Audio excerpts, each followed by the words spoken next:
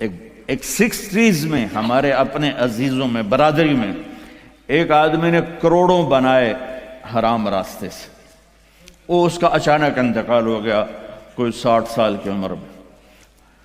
تو وہ یہ کہا کرتا تھا میں اج مر جاواں میرے بچیاں نو کسی دی پرواہ نہیں، یہ میں نے اپنے کانوں سے سنا اس کی، میں اج مر جاواں میری دھی نو کسی دی پرواہ نہیں۔ وہ مر گیا تو ایک دن اس کا بیٹا کہہ رہا تھا کاش ہمارا باپ حرام جمع نہ کرتا تو کوئی خوشی کا دن ہم بھی دیکھ لیتے۔ تو میرے بھائیوں، یہاں اسلام کے نمائندے بنو، اسلام کا جھنڈا اٹھاؤ اور اچھے شہری بن کے دکھاؤ، اپنے بچوں کو اعلیٰ تعلیم دو، اپنے کتنے، ہاں میں یہ نہیں، میں روکتا نہیں ہوں کہ حافظ نہ بناؤ، عالم نہ بناؤ، لیکن میں یہ چاہتا ہوں، میں ابھی وینکوور سے آیا تو وہاں ہمارے جو سکھ بھائی ہیں وہ وزیر بھی ہیں، وہ سینیٹر بھی ہیں، اور وہ ایم پی بھی ہیں، اور سارے بڑے بڑے عہدوں پر ہیں، تو تم صرف پیسے ہی بناتے رہو، یہ کون سی عقل مندی؟ اپنے بچوں کو اعلیٰ تعلیم دو، یہاں ایسے اور سکول بناؤ، جائیدادیں یہاں بناؤ، اگر پاسپورٹ یہاں کا ہے تو یہاں پیسہ خرچ کرو، یہاں کے غیر مسلموں کو صدقہ دو۔ کل ہم گئے تھے، وہ ایک بڑا ٹاور ہے تو اس میں ایک بڑھیا بیٹھی تھی اکیلی تنہا، تو اسے اس کی چہرے پر بے بسی دیکھ کر اس سے تھوڑی بات کی تو پتہ کہنے کہ میری 92 سال عمر ہے، میں اکیلی رہتی ہوں۔ ایسوں کو جا کر 2 دن مل لو اور کچھ کھلا دو تو وہ کلمہ پڑھ جائیں۔ اب آپ لوگ جب یہاں آتے ہو تو پچھلے سمجھتے ہیں کہ ہن تو سونے دی کان وچ ہاتھ پے گیا، پتر تیری بہن دی شادی کرنی ہے پیسے گھل، پتر تیری بڑائی دی شادی کرنی ہے پیسے گھل۔ وہ بیچارہ یہاں کیا کرے، وہ نوٹ چھاپے، وہ ہمارے در آدم خیل میں جاؤ، جتنے ڈالر چاہیے لے لو آسٹریلین، جتنے لینے جو لے لو، امریکی ڈالر، آسٹریلی ڈالر، کینیڈین ڈالر، پاؤنڈ بھی لے لو، ریال بھی لے لو، یا تو پچھلوں کو پتہ ہی نہیں ہے کہ یہاں کمائی کتنی مشکل ہے۔ تو میں نہیں کہتا ہوں کہ اپنی بہنوں کی شادیوں کے لیے نہ کرو، اپنے رشتہ داروں کے لیے نہ کرو، لیکن پہلے اپنے بیوی بچوں کو دیکھو، پہلے یہاں اپنے پہلے جن کے والدین یہاں ہیں ان سے کہتا ہوں ماں باپ کو ٹائم دو، ماں باپ کو عزت دو، اور ماں باپ سے کہتا ہوں اگر جوائنٹ فیملی سسٹم ہے تو آنے والی بہو کو تنگ نہ کرو، اپنے بچے کی زندگی کو برباد نہ کرو۔ ایک حد ہے، یہ خامند کے ذمہ، بچے کے ذمہ ہے، ماں باپ کو اپنی عزت دے، بیوی کو اپنی عزت دے۔ اگر آپ اپنی اولاد کے خرچوں سے بعد بھی پیسہ بنتا ہے تو پھر اپنی کسی بہن کی، بھتیجی کی، بھانجی کی، بھائی کی شادی کرنی تو پیسہ بھیجو، لیکن اس طرح بچوں کو تنگی میں ڈال کے، اپنے آپ کو تنگی میں ڈال کے، ڈبل شفٹیں کر کے یہ ظلم نہ کرو کہ نماز بھی گئی، روزہ بھی گیا، قرآن بھی گیا، مسجد بھی گئی، جانوروں کی طرح لگے ہوئے، یہ کیا زندگی؟ آخری الفاظ میرے نبی کے تھے الصلاۃ وما ملکت ایمانکم، میری امت نماز نہ چھوڑنا، نماز نہ چھوڑنا۔ ان 1400 سال میں اگر نماز چھوڑنے کی گنجائش نظر آتی ہے تو صرف کربلا کے میدان میں میرے نبی کے نواسے کے لیے گنجائش نظر آتی ہے کہ ظلم انتہا پہ ہے، مظلوم انتہا پہ ہے۔ زمین آسمان نے ایسا منظر کبھی دیکھا نہیں، نہ دیکھیں گے، نہ ایسے قربان ہونے والے دیکھے نہ دیکھیں گے۔ اور سورج ڈھلا اور یہ جنت کے وارث نہیں ہیں، جنت کے سردار ہیں، جنت ہی نہیں ہیں، جنت کے سردار ہیں۔ میرے نبی نے فرمایا میرے بچے حسن اور حسین جنت کے نوجوانوں کے سردار۔ ہمیں تو پتہ ہی نہیں ہے، تم گرمی میں بیٹھے ہو، میں بھی یہاں کھڑا ہو کہ میرا سر درد کا مستقل مریض ہوں، اپنے آپ کو، چونکہ مجھے 2 دن سے پھر اٹیک شروع ہو گیا، تو میں اس وقت کوئی آسانی سے نہیں بول رہا ہوں، زور لگا کے بول رہا ہوں، لیکن پتہ کوئی نہیں قبول ہے کہ نہیں ہے، امید ہے کہ اللہ قبول کرے گا۔ اور یہاں ماں کا دودھ بھی نہیں چھوٹا اور اعلان ہو رہا ہے حسن اور حسین جنت کے نوجوانوں کے سردار ہیں۔ تو آپ اگر نماز چھوڑ بھی دیتے تو کیا ہوتا؟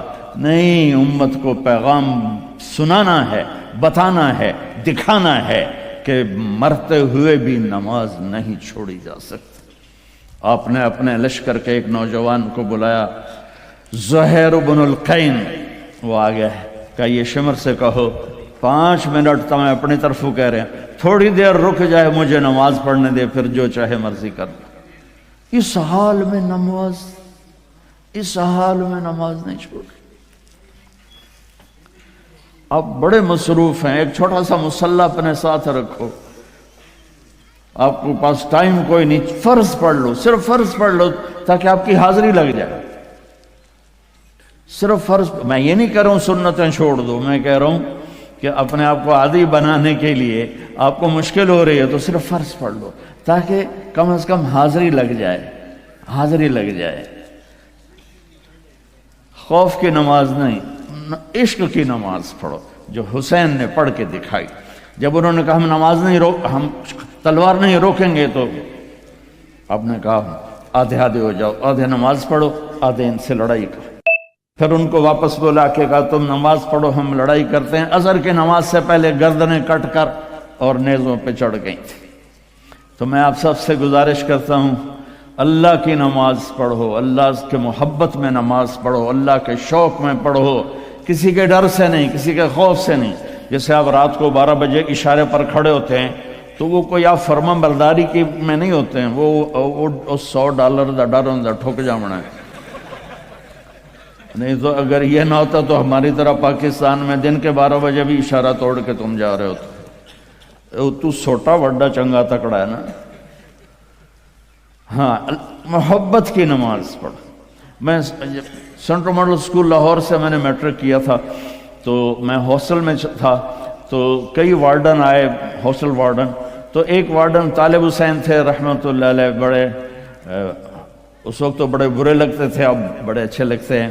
وہ انہوں نے نگرانی ٹائٹ کر دی، ہمیں نکلنے نہیں دیتے تھے اور بھاگنے نہیں دیتے تھے ادھر، اور نماز کمپلسری کر دی۔ تو عشاء کی نماز میں کھڑا تھا، میرا روم میٹ آیا، فوت ہو گیا، اللہ اس کی بخشش کرے، جاوید نام تھا۔ تو ہمارے وارڈن کا نام تھا طالب حسین۔ تو اس نے میرے قریب آ کر نماز کی نیت شروع کی، 4 رکعت نماز فرض عشاء واسطے طالب حسین دے اللہ اکبر۔ تو اب میں بھی نماز میں کھڑا ہوں، میں کہا وہ ایک ہی کیتا ہی، یہ ہماری نماز ہو رہی۔ وہ کہتا ہے طالب حسین دی پڑھدا پیا، کتھے اللہ دی پڑھدا پیا، اللہ اکبر۔ حسین والی نماز پڑھو، محمد مصطفیٰ والی نماز پڑھو۔ تو بھائیو، اپنے نبی کی پیاری زندگی کو سیکھنے کی نیت کرو۔ یہ تبلیغ کا کام اسی کی محنت ہے۔ میں زیادہ نہیں مانگتا ہوں، سارے مجمع سے کہتا ہوں صرف ایک ویکنڈ مہینے میں تبلیغ میں لگا لیا کرو، آپ کو بہت فائدہ ہوگا۔ اور آج کے بعد نیت کرو کہ جھوٹ نہیں بولنا، ٹھیک ہے، دھوکہ نہیں دینا، رزق حرام نہیں کمانا۔ اور آخری بات ہے، اگر آپس میں کسی سے لڑے ہو، صلح کر لو، معاف کر لو۔ خاص طور خامند اور بیوی لڑے ہوں، دیکھو عجیب بشارت سناتا ہوں، خامند اور بیوی لڑے ہوں اور وہ آپس میں صلح کر لیں تو اللہ ان کے پچھلے سارے گناہ معاف کر دیتا ہے۔ اللہ کو خامند بیوی کی صلح اتنی محبوب اور اتنی پسند ہے۔ باقی جس سے بھی کوئی لڑائی جھگڑا ہے، آپ ایسی اپنی ایسوسیشن بناؤ کہ جس میں یہ جھگڑے آئیں، عدالتوں میں مت جاؤ، اپنے بناؤ، اس میں ایسے اہل علم لوگوں کو ڈالو کہ وہ آپ کے جھگڑے پنچایت کے طور پر مٹائیں۔ عدالتوں میں جا کر تو پھر وہ مزید بڑھتے بات بڑھ جاتی ہے۔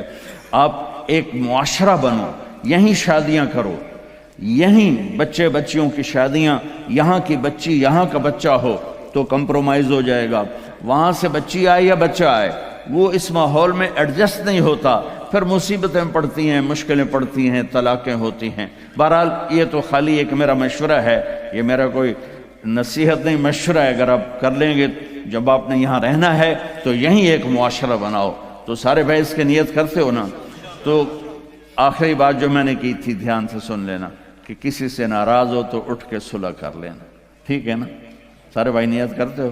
چلو درود شریف پڑھو۔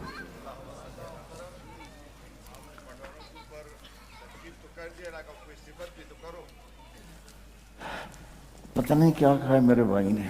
اللہم لک الحمد کما انت اہلہ فصلی علی محمد کما انت اہلہ وفعل بنا ما انت اہلہ انک اہل التقوی و اہل المغفرہ ربنا آتنا فی الدنیا حسنہ وفی الآخرۃ حسنۃ وقنا عذاب النار۔ یا اللہ یہ جتنے بہن بھائی تشریف لائے ہیں سب کو قبول فرما، ان کو ان کی نسلوں کو محفوظ فرما، ان کو ان کی نسلوں کو اسلام پہ ثابت قدم فرما۔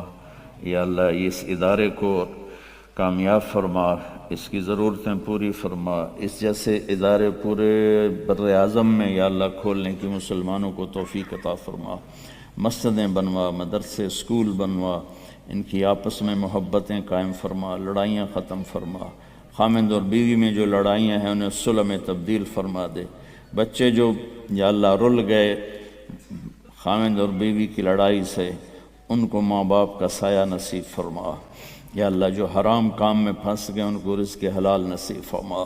یا اللہ جس قسم کے بھی غلط چیز میں ہیں اس سے نکال کے اپنے محبوب والی پیاری پاک پاکیزہ زندگی نصیب فرما۔